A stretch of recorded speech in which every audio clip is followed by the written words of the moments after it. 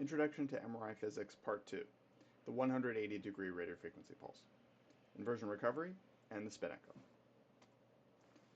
I'm also going to cover two related concepts to the spin echo, blooming and flow voids. But first, let's start with some questions. Go ahead and answer these to the best of your ability, and I'll go over them after I cover inversion recovery.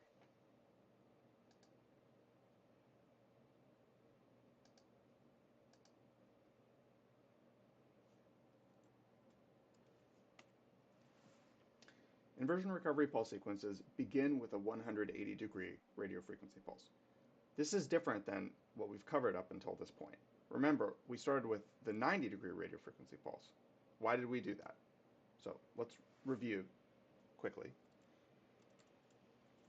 So when we put the patient inside the MRI scanner, the hydrogen nuclei, mainly inside the water and fat, lined up parallel and anti-parallel to the static magnetic field, B0.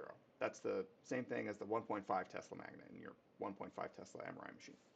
So for every 10,000 hydrogen nuclei, 5,003 would line up parallel to B0, and 4,997 would line up anti-parallel, such that 6 protons would line up parallel to the static magnetic field. And those are going to add up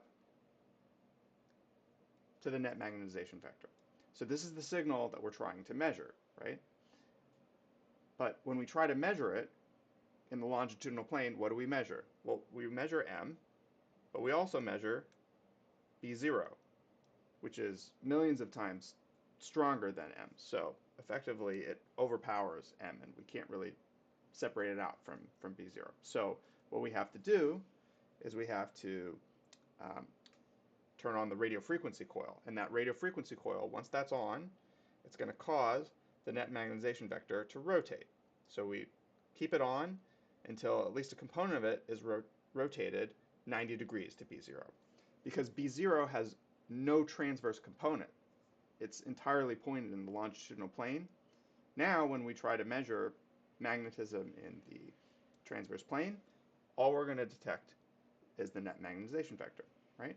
So we need to start MRI pulse sequences with a 90-degree radiofrequency pulse so that we can detect it. So it should strike you as weird that we're starting an inversion recovery pulse sequence with a 180-degree radiofrequency pulse, which just puts the net magnetization vector 180 degrees from where it started, and it would still be in the same plane as B0 and would effectively be overshadowed by it. So why are we doing that?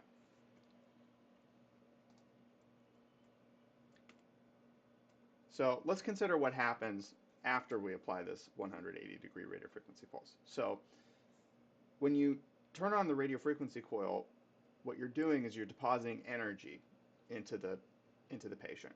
And so these hydrogen nuclei that are now overall 180 degrees relative to where they started, anti-parallel to B0, they're in a higher energy state. So what's going to happen when you turn off that radiofrequency coil is they're going to go from that higher energy state back to the initial lower energy state. But what's counterintuitive, at least it was to me when I first started studying this, is that instead of having the net magnetization vector rotate back the way it came through the transverse plane, it's not going to do that. It's going to shrink back to where it started, all in the longitudinal plane. It's kind of like a slinky, if you've ever seen one of those. So it's going to shrink back to 0, and then it's going to grow back to its original magnitude, pointing parallel to B0. So let's look at a picture of this. So immediately after the 180-degree radiofrequency pulse, the net magnetization vector is going to be pointed anti-parallel to B0. So if B0 were to be drawn, this would be the orientation of B0. So after the 180-degree radiofrequency pulse, the net magnetization vector is just pointed anti-parallel to B0. So that's a high energy state, right? So when we turn off the radiofrequency coil, it's going to want to go back to its lower energy state. So how does it do that? Well, let's just say we wait 200 milliseconds. It's going to start shrinking back to 0. So it's at this yellow dotted line. At 400 milliseconds, it's going to shrink back to this blue dotted line. And then at 600 milliseconds, now it's pointing parallel again to B0. So that means at some point between 400 milliseconds and 600 milliseconds, it must have shrunk to 0. So this is important, and we're going to see why in a minute. So if we keep waiting, eventually it's going to grow back to where it came. So, all right, why would we do this?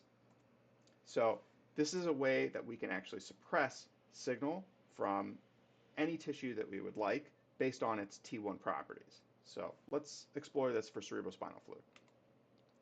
So an inversion recovery pulse sequence is going to begin with the 180 degree radiofrequency pulse. So what is this doing? It's taking the longitudinal magnetization that was initially positive, pointed in the same direction as B0, and it's going to flip it so that it's entirely negative. But what's going to happen after we turn off the radiofrequency coil? Well, it's going to go from this high energy state back to its original low energy state. And what's the time constant, which describes how quickly we recover longitudinal magnetization? So that's T1. So this is another point about inversion recovery. So it starts with a 180 degree radiofrequency pulse. I want you to remember that. The other thing I want you to associate with it is that it imparts T1 contrast, because when we're talking about recovery of longitudinal magnetization, we're really talking about the T1 properties of tissues.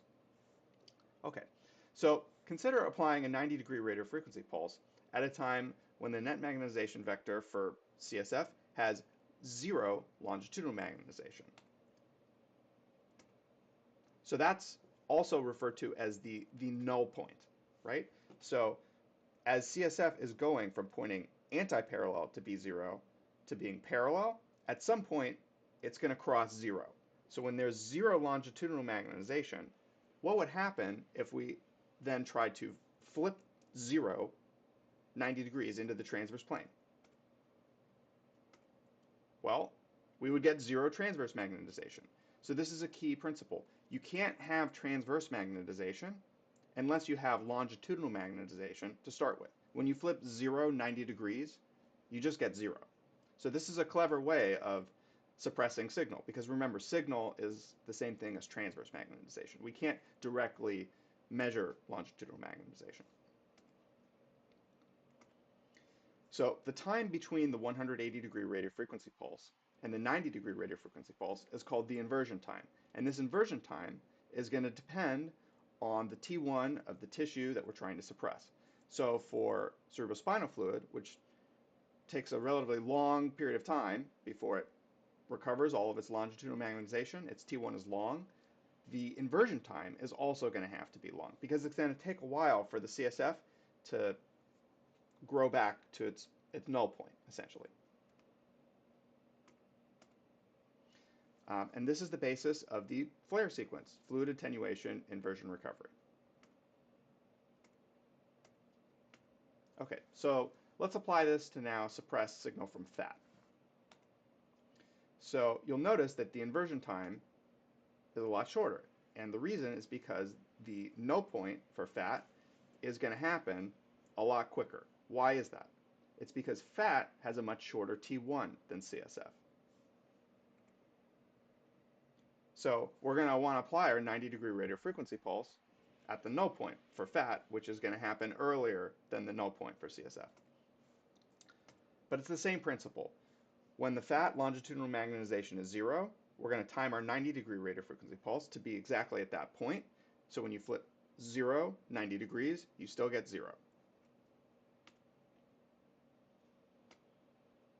So this is the STIR sequence, the short inversion time recovery sequence, and it's designed to suppress signal from fat based on its T1 properties.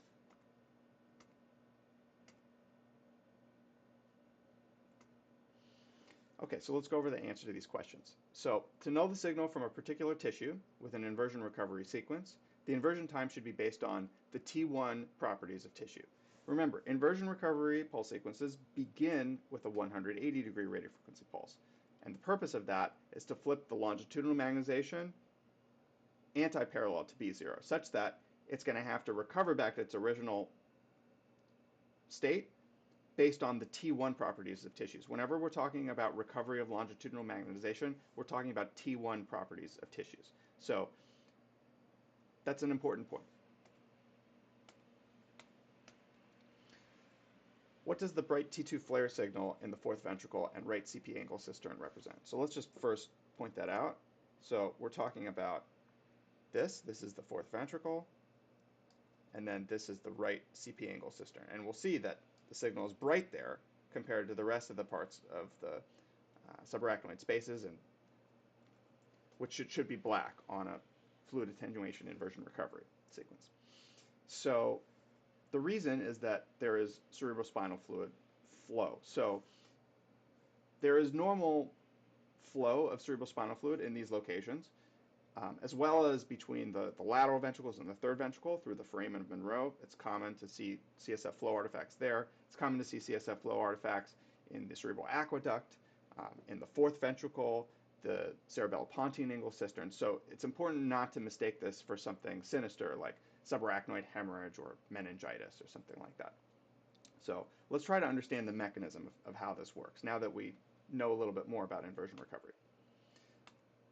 So the moving CSF essentially is entering after the 180-degree radiofrequency pulse. So that's what I'm trying to diagram here. So if that cerebrospinal fluid comes into the slice at this point, it didn't see the original 180-degree radiofrequency pulse. Therefore, its longitudinal magnetization is not going to get tipped anti-parallel to B0. It's going to remain positive, right? So what happens after the inversion time? So we give this 90-degree radiofrequency pulse. So the CSF that was in the slice at the time of the initial 180, it had its longitudinal magnetization tipped anti-parallel to B0. And it's going to start to recover with the time constant of T1 after we turn off the radiofrequency coil. And eventually it's going to cross its null point, 0, on its way back to where it started, right? Parallel to B0. When it crosses its null point, we're going to give that 90-degree radiofrequency pulse because that's going to allow us to essentially suppress the signal from that cerebrospinal fluid. And that's what happens. For all the cerebrospinal fluid that saw the 180 at the inversion time, it's going to have its signal suppressed. But because that cerebrospinal fluid that moved into the slice didn't see that initial 90, or 180, excuse me, it has all of its longitudinal magnetization. So that when we apply that 90, what happens is all of that longitudinal magnetization gets converted into transverse magnetization. And it's going to look just like CSF would look on a regular T2 weighted image if we didn't have that initial 180-degree radiofrequency pulse.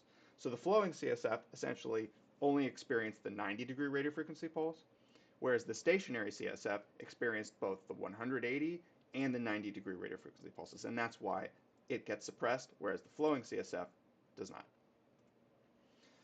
Why is it not a good idea to do post-contrast stir imaging?